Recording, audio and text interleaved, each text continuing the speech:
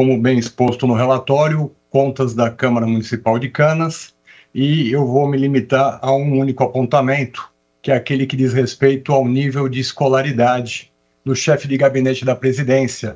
Então, vamos trazendo à baila novamente o tema da escolaridade para ocupantes de cargos comissionados.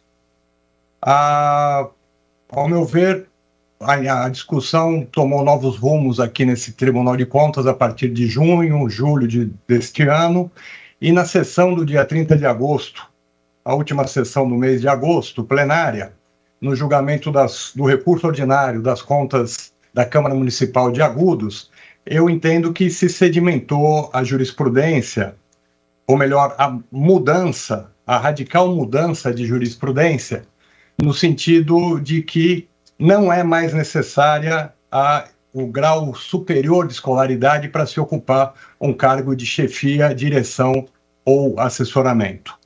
E o caso de Agudos era bastante emblemático, porque, na primeira instância, relatoria do Dr. Renato Martins Costa, dentre outros apontamentos, a falta de escolaridade, e ali havia 14 cargos comissionados, sendo que para 13 deles, 13 assessores parlamentares, era suficiente, segundo a legislação local, o ensino fundamental. O tribunal havia recomendado essa mudança repetidas vezes, e um pouco antes daquele exercício houve mudança legislativa, uma nova resolução, e mesmo assim se manteve o ensino fundamental de escolaridade.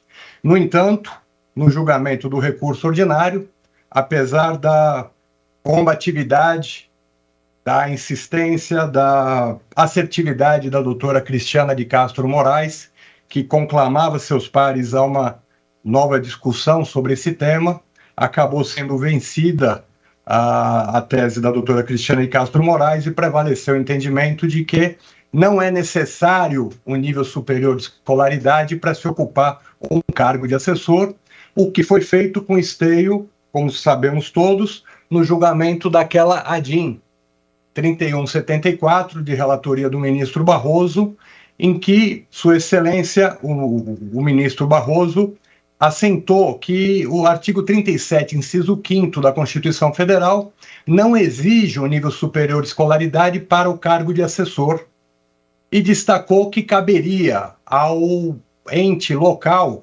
à legislação local, disciplinar essa matéria, escolhendo qual seria o padrão de escolaridade mínimo para que se ocupasse esse cargo. Com o devido respeito ao posicionamento de Vossas Excelências, e ficou bastante clara a nova orientação jurisprudencial, mas eu tomo a liberdade de trazer esse tema novamente à discussão, e faço aqui no âmbito dessa egrégia segunda Câmara, porque, ao meu ver, é uma questão prática e institucional bastante séria que nós devemos levar em consideração para essa mudança jurisprudencial. Até então, nós estávamos alinhados com o entendimento jurisprudencial do Tribunal de Justiça do Estado de São Paulo. Para o Tribunal de Contas e para o TJ, era necessário nível superior de escolaridade para se ocupar um cargo em comissão, e não havia exceção nesse sentido. Acontece que, me debruçando brevemente, uma pesquisa rápida sobre a jurisprudência do Tribunal de Justiça, é claro que as ADIMs que continuam sendo julgadas e foram julgadas pelo Tribunal de Justiça mesmo depois daquele julgamento do Supremo, e aqui eu quero destacar, a decisão do Supremo Tribunal Federal é de agosto de 2019. E eu vou trazer aqui julgamentos em ações diretas de inconstitucionalidade em que o Tribunal de Justiça, posteriormente, continua insistindo na tese de que a escolaridade de nível médio e de ensino fundamental é um dos elementos determinantes para se valorar o cargo em comissão como passível ou não de subsunção no artigo 37, inciso 5º. Então, cito aqui rapidamente. A ação ajuizada contra a legislação de Americana, decisão de 22 de julho de 2020. Cargos a preencher com pessoal de nível médio e nível de primeiro grau de formação, a indicar que são destinados a tarefa de baixa complexidade. No corpo do acórdão, faz referência à inicial da Procuradoria-Geral de Justiça, que o fato de se exigir somente a formação de ensino médio completo e do ensino fundamental completo para o ingresso nesses cargos exalta a total ausência de complexidade de funções inerentes ao exercício de chefia, direção e assessoramento. Ano seguinte, 2021, 25 de agosto de 2021, ação direta de inconstitucionalidade em face de legislação de águas de Santa Bárbara. Perdoem a leitura, eu vou tentar fazê-la da forma mais rápida possível. Há a nefasta prática de mero rotulamento de cargos correspondentes a funções ordinárias e de baixa complexidade, tanto que o nível de escolaridade exigido sequer passa o da educação básica, para dissimular a real natureza dos postos de seus ocupantes. Ação direta de inconstitucionalidade, São José de Rio Preto, a SEMAI, a órgão de água e esgoto, entidade de água e esgoto, 11 de maio de 2022. Aqui o prisma foi diferente, constatado que o diretor de gestão tinha nível superior de escolaridade, essa circunstância foi levada em consideração para reconhecer como passível, sim, de enquadramento num cargo em comissão, nos moldes do artigo 37, inciso 5. 23 de novembro de 2022, legislação de Franco da Rocha. Texto na conclusão. Em razão de todo exposto, conclui-se que não é possível a criação de cargos comissionados sem a previsão de suas atribuições com clareza, bem como de escolaridade compatível com a exigência de assessoramento ou direção de alto nível, não reservada para pessoas com formação apenas na educação básica, fundamental e ensino médio.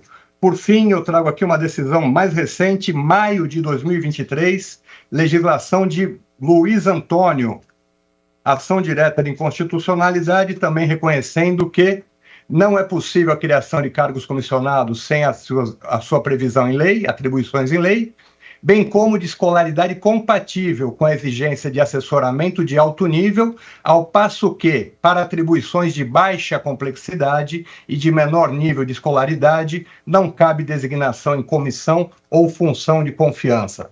Peço perdão a Vossas Excelências mais uma vez por ter feito a leitura e por ter lido rapidamente. Evidentemente, todo esse material está à disposição de Vossas Excelências. Mas o que eu quero concluir é que nós passamos a atuar em descompasso com o Tribunal de Justiça do Estado de São Paulo. E, com o devido respeito, nós vamos atuar no vazio. Nós vamos dizer, o cargo incomissionado com ensino fundamental está legitimado pela legislação do município, o ensino médio está autorizado pela autonomia municipal para legislar. No entanto, essa mesma legislação que nós vamos entender como válida vai ser reconhecida pelo Tribunal de Justiça como inconstitucional e ela vai ser extirpada do ordenamento jurídico. Simplesmente não vai haver essa legislação. Então, com o devido respeito ao posicionamento de Vossas Excelências, há de se insistir que a mudança jurisprudencial desse Tribunal de Contas, desse egrégio Tribunal de Contas, só se faça se e quando mudar a orientação jurisprudencial do Tribunal de Justiça. Acho que é esse o papel institucional que nos cabe, não podendo haver esse descompasso. Com o devido respeito ao entendimento externado pelo Polém do Supremo Tribunal Federal, e evidentemente não cabe a esta Procuradoria de Contas nenhum questionamento, mas nós já sabíamos que o artigo 37, inciso 5º da Constituição não exige um nível superior de escolaridade. Não está na Constituição essa exigência. Essa exigência, na verdade, está muito antes. Essa exigência é da língua portuguesa.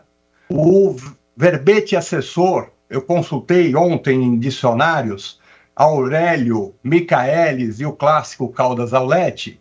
O vocábulo assessor tem o conceito de o detentor de conhecimentos especializados, capaz de prestar colaboração técnica ao seu superior hierárquico. Quer dizer, é uma exigência vernacular que o assessor tenha conhecimentos técnicos especializados. E com a devida vênia, aquele que só estudou até o ensino fundamental, que só tem até a 8ª série, ou 9º ano atualmente, ou mesmo aquele que tem ensino médio, ele é capaz de prestar uma assessoria especializada em algum setor do conhecimento?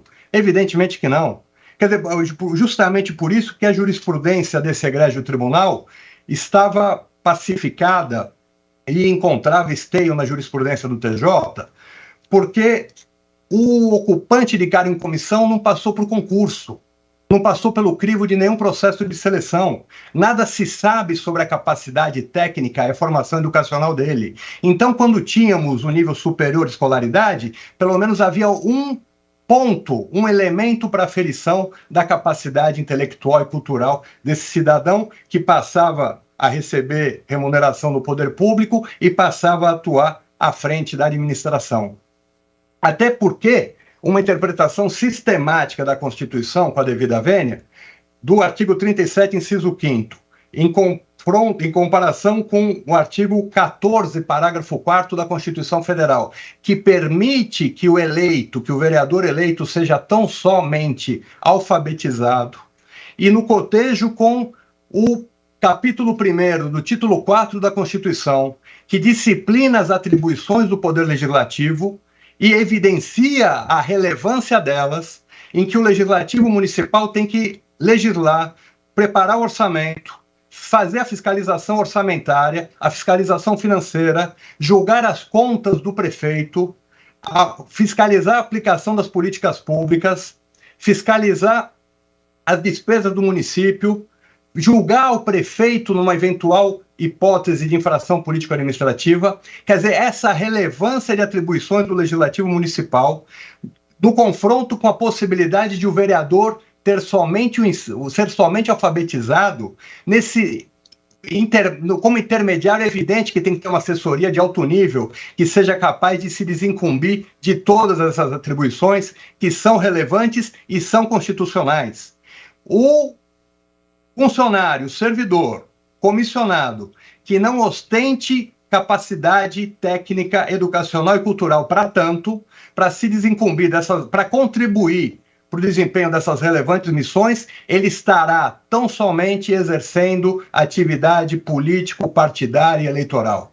Ele estará sendo um cidadão que tem a 8ª série, que não é capaz de atuar nessas relevantes missões, ele estará representando o vereador nas reuniões, ele estará propalando os dotes do vereador, fazendo permanente campanha política desse vereador, representando o vereador em eventos, não vai passar de um cabo eleitoral custeado com recursos públicos, e nós sabemos que a jurisprudência dessa egrégia Corte de Contas não admite que se utilize de recursos públicos para remunerar esse tipo de atividade. A atividade política eleitoreira deve ser custeada com recursos do partido ou com recursos do próprio vereador.